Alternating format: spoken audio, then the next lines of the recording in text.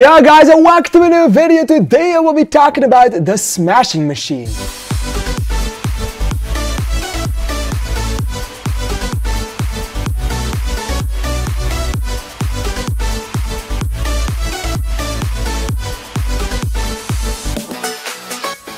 Alright, so the collaboration between Dwayne Johnson and A24 has finally hit our Belgian cinema screens, and I was extremely hyped for this film.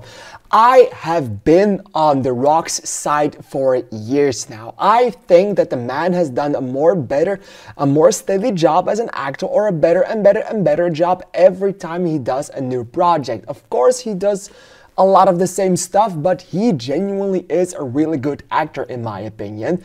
If only he did not do the stereotypical roles for him, and right now we finally have a movie, we finally have a script, we finally have a role for him that will take him out of that stereotype completely and shows what he can do as an actor.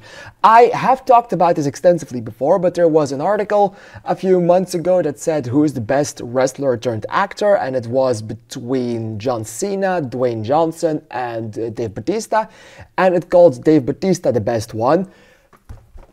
Don't give me that bullshit. Dave Bautista has nothing if you take away Guardians of the Galaxy. Absolutely not. I'm sorry to say it, I just yet have to see a movie where he has a big role that is actually really big. I know he was in Blade Runner 2049 when he wasn't there for 5 minutes. I don't give a shit about that.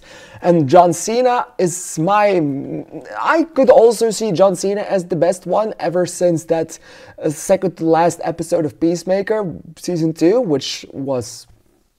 I cried for that one. But now we have this smashing machine for Dwayne Johnson who does it for him. And it's weird to say, but it's probably gonna happen. I mean, it would surprise me if it doesn't. If you talk about a lot of the buzz that has been surrounding this role and this performance and everything else surrounding this film, it's weird to not see Dwayne Johnson and think about the Oscars in 2026 when he inevitably gets that Oscar nomination for this film. Will he win?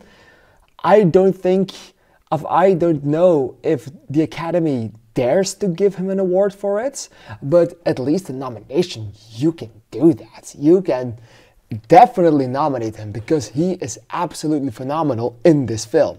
I mean, there were multiple moments within this movie alone that I just was seeing this performance and was seeing this man, and you can hear Dwayne Johnson through the voice lines, but due to the makeup and due to his performance, you can't really see Dwayne Johnson in it.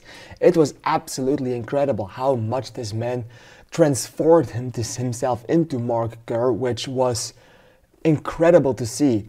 Everything surrounding his performance was incredible. The range of emotion that the man has in this film is absolutely beyond amazing, and he does a phenomenal job in that regard. There's another thing about this movie though, which is the absolute rest. You have Emily Blunt in this film. She's good in what she does in it, but she feels miscast. She feels like she's part of another film for some reason.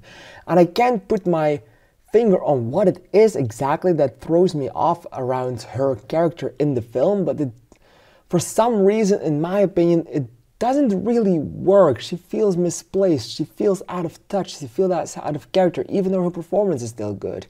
You have the true friends of him, his coach, and Mark Coleman. Damn, Jesus, me and names is awful. Mark Coleman, everyone is great in the film.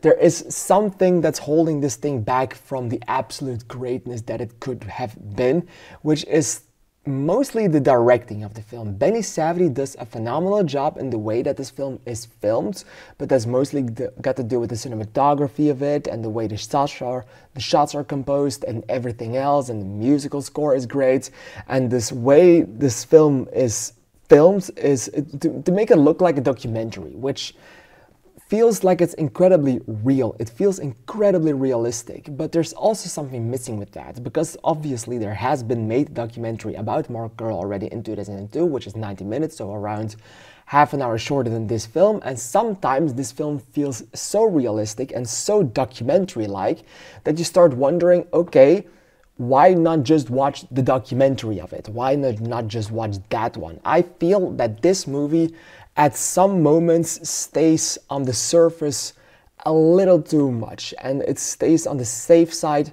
a little too much. I kind of wanted the movie to have a little bit more of a spice to it, because it feels very bland with some moments. There's nothing really encapsulating, there's nothing really extremely in an extreme way going on. Of course, that might have not been the case with Mark Kerr's life, but it feels like you are watching a documentary about the man, and it doesn't do anything else with the story that it could have been. It doesn't dramatize things, which is okay if you don't do that, of course, because it's still a biopic, it's still based upon reality. But there's nothing in this film that truly makes me say, like, okay, this was the reason to make a biopic about Mark Kerr, apart from the fact that it was an interesting story to tell. But then again, they filmed it like a documentary. The documentary probably tells you a lot more about this man's life even, so why not just watch the documentary? What was the reason to have a biopic about Mark Kerr? What was the thought process behind it? And there's something in there that I really can't find in the film. There's a reasoning that I'm just missing a little bit, which is a bummer for this film, especially because of how great The Rock is, and the directing of the film is good, but it also feels very safe, and it feels like Benny Safdie was truly banking on that performance from Dwayne Johnson to give this movie all of the talk and all of the buzz that it has gotten. And even though it got all of that buzz, it still flopped in the box office in America, and it probably will still flop in here, because the only two people in my cinema when I watched it were two children who left about 5 minutes in because it was not the Dwayne Johnson action film that they thought it was going to be. So there is that. And yes, yeah, the film absolutely is great. The performances are beyond amazing, and the way that movie is filmed and the style of everything really, really, really works. The only thing I was missing is just a little bit of a reasoning behind making a biopic about him, which is, I was missing a message, maybe. I was missing something that truly told me, like, yeah, this is the reason. Also, there's MMA, of course, in this. It's a sports film. And it doesn't really do anything for me personally to make me invested or hyped in the sport that was being portrayed on screen. Not like how the Creed films, I never gave a shit about boxing or I never gave a shit about that sport. But in Creed, I was absolutely rocking, and Rocky himself, I was absolutely vibing, and I was punching the screen, or I was punching the air together with Rocky Balboa and together with Adonis Creed.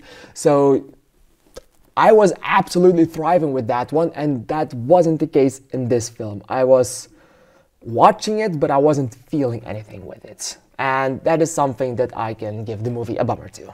In the end, I still absolutely loved The Smashing Machine just because of the performances, and this movie is worth watching just because of those performances.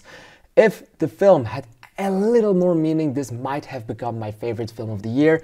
Right now, it shortens out on that because of the reasoning I am missing, and therefore I'm going to give this one 4 stars and a heart. What did you think of it? Please let me know in the comments down below, because I'm really excited to hear your opinion on it. I want to thank you for watching, and I'd like to see you in the next video. Thank you, and bye-bye.